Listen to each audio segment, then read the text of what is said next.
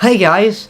Just so you know, you don't have to watch my history of Marvel and DC Golden Age video to understand this one.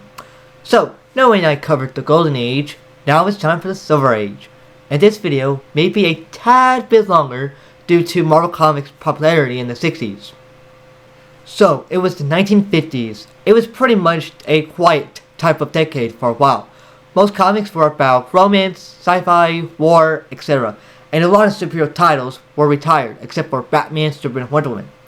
But things began to get wild when some unknown artists went a little bit too far on some comic book covers, and this started to panic parents all over the place. It got the attention of a psychologist named Frederick Werthams, who worked on a book called Seduction of the Innocent. By then in 1954, the comics magazine Association of America, who were an alternative to government resolution, created a code called the Comic Code Authority, where comics have to censor stuff and have rules of what to put in a comic book. By 1956, DC Comics decided to reboot their comic book characters, except for the big three, and they started with The Flash, named Barry Allen, created by Robert and Carmine, and showcased issue 4. Alongside Green Lantern, Hal Jordan, created by John and Gill, and Showcase 22. A few years later, in 1960, the Justice League of America debuted in Brave the Bold, issue 28, created by Gardner Fox.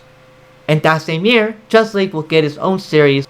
Elsewhere, a comic book company called Charlton Comics debuted a character named Captain Atom, created by Joe Gill and Steve Ditko. That name sounds familiar. Over at Marvel Comics in 1961, Martin Goodman heard about the success with the Justice League book, and called in some of the past workers like Stan Lee, who teamed up with Jack Kirby and Steve Ditko to come up with some new superheroes. And that is where the rise of the Silver Age of Marvel truly began, with the debut of many known heroes we know today. Fantastic Four debuted in 1961. Ant-Man, The Incredible Hulk, Spider-Man, Thor, all debuted in 1962. Iron Man, Wasp, Nick Fury, Doctor Strange, and two new teams such as the Avengers and the X-Men all debuted in 1963, while Spider-Man got his comic book run started. While Daredevil debuted in 1964, created by Namor's return artist Bill Everett. Now this is where I'll jump in at different years, because back in 1961, DC Comics decided to bring back their first Flash character in issue 123, where Barry Allen traveled to another Earth to meet Jake Garrick, and that began with the multiverse type of story, foreshadows other crossovers from years to come. Marvel, on the other hand, in 1962, decided to return their popularity Golden Age characters to starting with Namor in Fantastic Four issue 4, only this time, no multiverse thing. While in 1964, Captain America returned to comics in Adventures issue 4. Soon later in 1963, that's when Justice League meets the JSA for the first time in issue 21, and they later fight an alternate universe team called the Crime Syndicate from Earth 3 in issue 29. 1964 was that year. It was where Robin, Aqualad, and Kid Flash teamed up in Brave the Bold issue 54. And then later on, they'll team up again in issue 60, which debuted a new team that started their own comic book series in 1966. And 1964 also was the debut of the Sinister Six and Spider-Man Annual. While DC has some interesting comics in the 60s, the last thing I'll talk about is Batgirl's debut in Detective Comics issue 359. Now, Fantastic Four and Spider-Man were two characters with the highest good storylines. So, 1965 saw the Fantastic Four getting married in Annual 1, while Fantastic Four issue 36 debuted the Frightful Four, and one of those members, named Medusa, has a secret family which debuted a new team called the Inhumans in issue 45. In 1966 is where issue 48 starts with the Galactic Trilogy. Then, of course, you got the famous story, This Man, This Monster, in issue 51, alongside the debut of Black Panther in issue 52.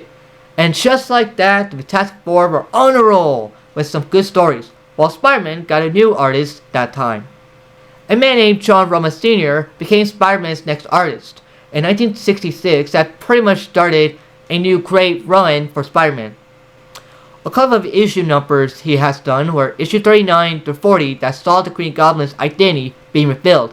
Then in issue 41 was the debut of the Rhino, while issue 42 was the debut of none other than Mary Jane with that classic line, "Fix it, Tiger, you hit the jackpot."